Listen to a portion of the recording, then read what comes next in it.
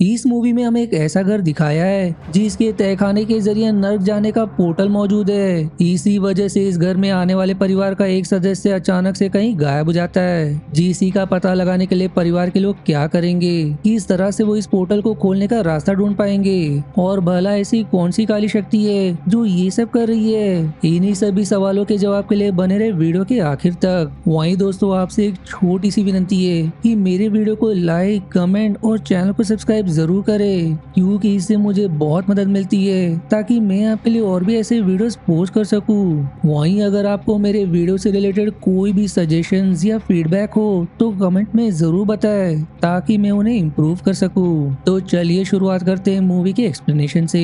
Film की शुरुआत में हम एक परिवार को देखते हैं जो एक नए घर में शिफ्ट हो रहे होते हैं। दरअसल बेन को यह घर काफी सस्ते में मिल गया था, इसलिए उसने इसे खरीद लिया। यहाँ आकर बेन की पत्नी क्रिस्टी और उनका बेटा स्टीव तो काफी खुश थे, लेकिन उनकी बड़ी बेटी एली यहाँ आकर खुश नहीं होती क्योंकि वो अपने दोस्तों को छोड़कर यहाँ नहीं आना चाहती थी। साथ ही उसे घर काफी अजीब भी लग रहा था। वहीं एली अब घर एक्सप्लोर करते हुए सेलर यानी कि एक तहखाना देखती है जहाँ पर काफी ज्यादा अंधेरा था। वो सभी अब एली के साथ उस तहखाने को अंदर से देखने के लिए जाते हैं, लेकिन जैसे ही सब वहाँ से बाहर आने लगते तभी अचानक से तहखाने का दरवाजा बंद हो जाता है और बेचारी एली अंदर ही रह जाती है। अब क्योंकि दरवाजा लॉक हो गया था तो वो सिर्फ चाबी से ही खुल सकता था, इसलिए बेन और बाकी सभी चाबी खोजने में लग जाते हैं। वहीं इधर अंदर तहखाने में एली को ऐसा लगता है जैसे कि कोई लगातार उसकी तरफ बढ़ रहा हो, जिसी कारण से वो एकदम डर जाती है और दरवाजा पीटने लगती है। और उसी वक्त भाग्य से बेन को चाबी मिल जाती है जिससे वो तुरंत दरवाजे को खोल देता है। अब एली पहले से यहाँ आकर खुश नहीं थी और यहाँ आती उसके साथ ऐसी घटना हो गई, इसलिए वो गुस्सा करके अपने कमरे में चली जाती है। हालांकि आज बेन और क्रिस्टी को अपने काम पर नाइट शिफ्ट में जाना जरूरी था, जिस कारण अब रात को स्टीव का ख्याल एली को ही रखना पड़ेगा। दोनों के अब जाने के बाद जब एली अपने बॉयफ्रेंड से फोन पर बात कर रही होती है तभी स्टीव एक अजीब से मास्क की मदद से उसे डराने की कोशिश करता है जो उसे एक कमरे में मिला था जिसमें इस घर का कुछ पुराना सामान रखा हुआ था। इस कमरे को पहले दोनों ने नहीं देखा था, जिसकी अंदर से एली को एक पुराना म्यूजिक प्लेयर मिलता है जिसे जब एली चालू करती है तो उसमें एक आदमी किसी तरह का एक मैथमेटिक फॉर्मूला बोलने के बाद गिनती शुरू कर देता है। और अब जैसी वो एक से गिनती करते हुए 7 तक पहुंचता है तभी एली उसे बंद करके स्टीव को जाकर सोने के लिए कहती है, जिसके कुछ देर बाद अचानक से घर की बिजली चली जाती है और अब चारों तरफ काफी अंधेरा छा जाता है। इसलिए अब एली तुरंत क्रिस्टी को फोन करती है जो एली से कहती है कि शायद फ्यूज गिर गया होगा जो नीचे तहखाने में है, जहाँ तुम्हें जाकर उसे ठीक करना होगा। अब ये सुनकर जब एली तहखाने में देखती है तो वहाँ अंधेरे की वजह से उसे कुछ भी दिखाई नहीं दे रहा होता, यहाँ तक कि वहाँ कितनी सीढ़ियाँ ये भी नहीं दिख रहा था। इस पर अब क्रिस्टी एली से कहती कि तुम फोन पर रहकर सीढ़ियाँ गिनते हुए नीचे जाओ क्योंकि तहखाने में कुल 10 सीढ़ियाँ है, उन्हें गिनती करके नीचे पहुँचो तो फिर मैं तुम्हें बताऊंगी कि आगे क्या करना है। आप क्रिस्टी की बात मानते हुए एली 1 2 3 करके एक एक सीढ़ियाँ गिनते हुए नीचे उतरने लगती है, जिस दौरान उसे काफी ज्यादा डर भी लग रहा था। फिर भी वो किसी तरह आगे बढ़ते जा रही थी और जैसे एलिस 10 तक गिनती करती है वैसी वो बेहोश होकर वहीं गिर जाती है। लेकिन अजीब बात कि फोन की दूसरी तरफ क्रिस्टी को 10 के आगे की गिनती सुनाई दे रही थी, इसलिए वो भी चौंक जाती है क्योंकि वहाँ 10 से ज्यादा सीढ़ियाँ मौजूद नहीं थी, जो बात उसे काफी अजीब लगती है। वो अब कई बार एली को पुकारती है पर एली का उसे कोई जवाब नहीं मिलता। इसके बाद अब क्रिस्टी और बेन तुरंत घर पहुँचते जहाँ उन्हें खबर मिलती कि एली वहाँ नहीं है और उसके साथ उसका फोन भी गायब है। इसलिए क्रिस्टी एली को तहखाने के साथ घर में हर जगह ढूंढती है, लेकिन वो उसे कहीं नहीं मिलती। अब थक हारने के बाद उसका परिवार पुलिस को उसके गायब होने की रिपोर्ट दर्ज करवाते, लेकिन पुलिस को कुछ भी पता नहीं चलता। पर क्रिस्टी को यकीन था कि उसकी बेटी के साथ कुछ तो बुरा हुआ है, इसलिए वो उसे हर जगह खोजने की कोशिश करती है, जहाँ वो एली के मिसिंग पोस्टर्स भी जगह जगह लगा देती है। वहीं पुलिस के साथ बेन का भी मानना था कि एली घर से भाग गई है क्योंकि उसे शुरुआत से ही यहाँ नहीं आना था। साथ ही वो ऐसे पहले भी कई बार कर चुकी है, पर इसके बावजूद भी क्रिस्टी का दिल नहीं मान रहा होता, इसलिए वो तहखाने को अच्छे से देखने के लिए जाती है, जहाँ अब उसे तहखाने की दूसरी सीढ़ी पर एक मैथमेटिक्स फॉर्मूला लिखा हुआ दिखाई देता है। साथ ही उसे वहाँ की दीवार पर यूवी लाइट से देखने पर लाल रंग से बनाए गए डरावने चेहरे दिखाई पड़ते हैं, जिसके बारे में पुलिस को एक बार फिर से इस जगह की छानबीन करने की विनती करती है, जो पुलिस करती भी है, पर उन्हें यहाँ कुछ नया नहीं पता चलता। मिलता। हालांकि ऑफिसर बेन से सवाल भी करता है कि ये घर बहुत पुराना है, इसे आपने कहाँ से खरीदा था। इसके जवाब में बेन कहता है कि इसे मैंने सस्ते दाम में एक ऑक्शन में खरीदा है। जिस पर अब पुलिस क्रिस्टी से कहती है कि उन्होंने एली के दोस्तों से पूछताछ भी कर ली है और उन्हें उसका कुछ पता नहीं चलता। वहीं अब क्योंकि वो फोन लेकर गई है तो कुछ दिनों बाद शायद वो खुद आप लोगों से कांटेक्ट करेगी। अब पुलिस के जाने के बाद क्रिस्टी उस मैथमेटिक्स के फॉर्मूलाज को समझने में लग जाती है, लेकिन उसे कुछ भी समझ नहीं आता। इसी तरह अब एक रात जब स्टीव अपना बिस्तर गीला कर देता है तो क्रिस्टी उसे अपने बिस्तर पर सुला देती है और तभी क्रिस्टी को घर में किसी के होने का एहसास होता है। उसे किसी के गिनती करने की आवाज आ रही थी। क्रिस्टी अब जब ध्यान से उसे सुनती है तो वो आवाज उसे सिंकहोल से आ रही होती है। साथ ही ये आवाज एली की थी। इसलिए क्रिस्टी उस आवाज का पीछा करते हुए नीचे तहखाने में पहुंचती है, लेकिन वहाँ उसे कुछ नहीं मिलता। अब अगली सुबह क्रिस्टी ऑक्शन वालों से इस घर के मालिक के बारे में पता करने की कोशिश करती है, पर उसे वहाँ से भी इस घर के असली मालिक का पता नहीं चलता।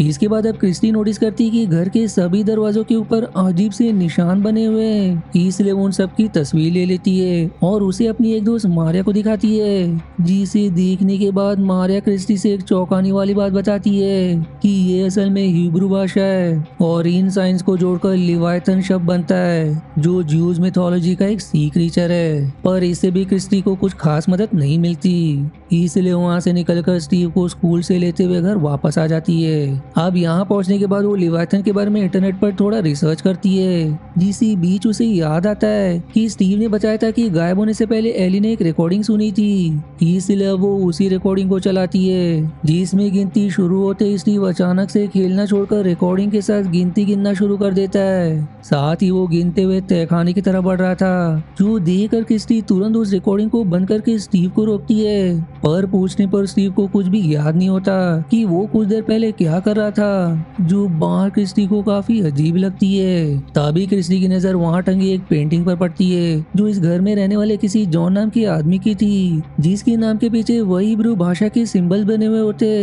जो देख अब क्रिस्टी जब जॉन के बारे में इंटरनेट पर पता करती है तो उसे पता चलता है कि जॉन और उसका पूरा परिवार ही एक दिन अचानक से गायब हो गए, लेकिन उसकी बेटी रोज अब भी जिंदा है। इसी दौरान फिर अचानक से घर की बिजली फिर से चली जाती है और तहखाने से क्रिस्टी को अब स्टीव के चिल्लाने की आवाज आने लगती है। वो अब तहखाने को खोलने के लिए चाबी ढूंढने लगती है, पर वो उसे कहीं नहीं मिलती।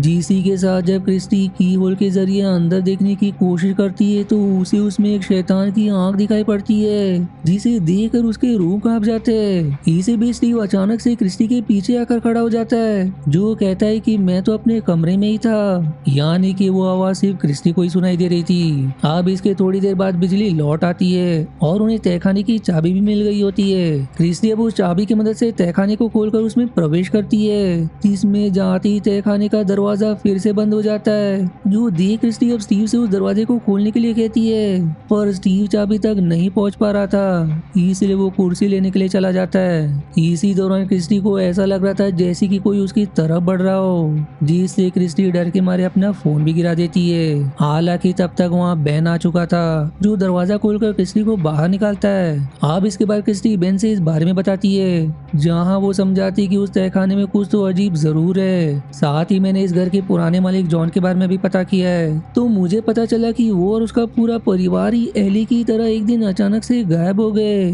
और उसकी पूरी बात बेन को बकवास लगती है। इसलिए वो देखने के लिए तहखाने में जाता है, जहाँ उसे किसी जानवर के बालों का एक गुच्छा भी मिलता है, जिसे देखने के बाद भी उसे नजरअंदाज करके वापस आ जाता है। अब अगले दिन Christy national college of mathematics में पहुंचती है, क्योंकि जॉन एक बहुत बड़े मैथमेटिशियन थे जो कभी यहाँ पढ़ाया करते थे।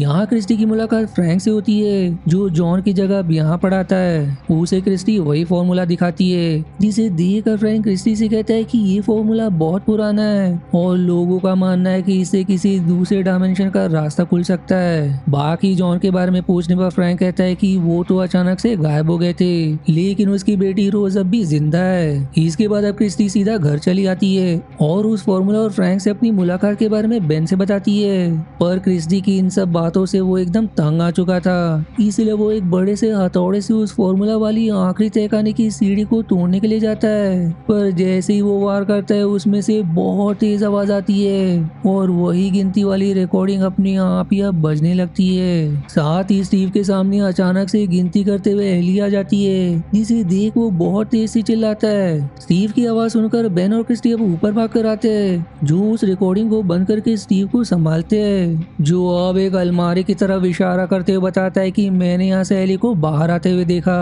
पर जब बेन उसे चेक करता है तो उसे वहाँ एली नहीं बल्कि उसका फोन मिलता है। अब अगले दिन अपने सवालों के जवाब पाने के लिए क्रिस्टी रोज से मिलने के लिए जाती है, जहाँ रोज उसे बताती है कि लिवायतन असल में नर्क के 7 राजकुमारों में से एक है। साथ ही रही बात इस इक्वेशन की, तो जब जब मेरे भाई की तबीयत हद से ज्यादा खराब हो गई तो मेरे पिता ने उसका कई जगह इलाज करवाया, पर सभी ने अपने हाथ खड़े कर लिए। उस वक्त ये जानकर भगवान पर से उनका विश्वास उठ गया, इसलिए फिर वो शैतान से मदद लेने की सोचने लगे। तब उन्हें ये फॉर्मूला मिला जिसकी मदद से उन्होंने एक पोर्टल खोला ताकि नर्क से शैतान हमारी दुनिया में आ सके। लेकिन शैतान ने उन्हें धोखा दिया, जिसने मेरे भाई को ठीक करने के बजाय मेरे पूरे परिवार को ही अपने साथ नर्क में ले गया। मैं तो किस्मत से बच गई और तब से ही मैं कभी उस घर में नहीं गई, क्योंकि उसका तहखाना ही नहीं बल्कि वो पूरा घर ही नर्क में जाने का एक पोर्टल बन गया। वहीं इधर दूसरी तरफ हम बेन को देखते, जो उन सभी साइंस को जोड़कर एक सिंबल बनाता है, जिसके बारे में सर्च करके उसे नर्क के दरवाजे के एक पहरेदार के बारे में पता चलता है, जिसका नाम बैफोमेट था। अब जब क्रिस्टी घर आती है तो बेन उसे ये सब बताता है, जिसे देख क्रिस्टी को अब यकीन हो चुका था कि यहाँ नर्क तक जाने का पोर्टल मौजूद है। इसलिए वो उस गिनती वाली रिकॉर्डिंग को चालू कर देती है, जिसके चालू होते ही तहखाने का दरवाजा अपने आप ही खुल जाता है और फिर से स्टीवन किसी चीज के वश में होकर गिनती करते हुए उसमें प्रवेश कर जाता है। इसी दौरान बेन और क्रिस्टी को स्टीवन की पुकार सुनाई देती है, जो अब हर जगह उसे ढूंढने लगते हैं, जो क्रिस्टी को भाग्य से मिल भी जाता है, जिसे क्रिस्टी तुरंत अंदर लेकर आती है। यहाँ क्रिस्टी देखती है कि स्टीवन के शरीर पर भी बैफोमेट का निशान बना हुआ है, जिसकी बाद फिर क्रिस्टी को बेन की आवाज आती है, जो दूसरे कमरे में गिनती कर रहा होता है। और अब जैसे ही वो 10 तक की गिनती खत्म कर लेता है, वो क्रिस्टी से कहता है कि वो आ चुका है, जिसकी इतना कहते ही तहखाने से बैफोमेट बाहर निकलता है, जिसका सिर जैसे किसी बकरे की तरह था और उसके बड़े बड़े सींग भी थे। उसे देखकर क्रिस्टी उसे छिपाने की कोशिश करती है, लेकिन बैफोमेट उसे ढूंढ लेता है, जिसे फिर चकमा देकर क्रिस्टी तहखाने में चली जाती है, जिसकी सीढ़ियां काफी ज्यादा लंबी हो चुकी थी, जिनसे उतरने पर क्रिस्टी को एक दरवाजा मिलता है, जिसकी अंदर से एक रास्ता जा रहा होता है। उस रास्ते से थोड़ा आगे चलने पर क्रिस्टी खुद एक अजीब सी जगह पर आ जाती है, जहाँ काफी सारे लोग गिनती करते हुए एक लाइन में चल रहे होते,